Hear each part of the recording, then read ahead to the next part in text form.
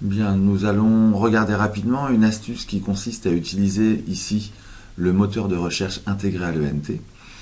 Donc ce qu'il faut savoir, c'est que les mots-clés que vous allez taper ici dans le champ du moteur de recherche seront recherchés dans tous les éléments, activités, ressources contenus dans les cours auxquels vous êtes inscrit ou dans les cours que vous avez créés, donc en tant qu'enseignant. Donc par exemple, si je recherche une des évaluations,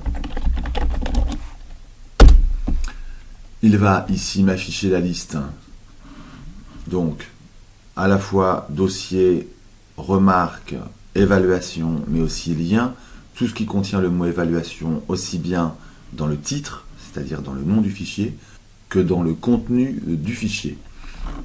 Donc j'ai ici l'ensemble des évaluations, enfin des éléments contenant le mot évaluation, qui sont classés en fait par ordre chronologique.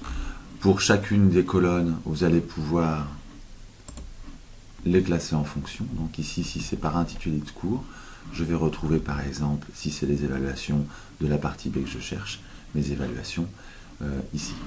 Un autre exemple, je pourrais par exemple rechercher toutes les vidéos visibles dans l'ensemble de mes cours, et je retrouverai à la fois bien évidemment les vidéos tutoriels, puisque j'y ai rajouté le mot-clé vidéo à l'intérieur, mais aussi, j'imagine dans cette remarque prof, on va retrouver le mot vidéo quelque part.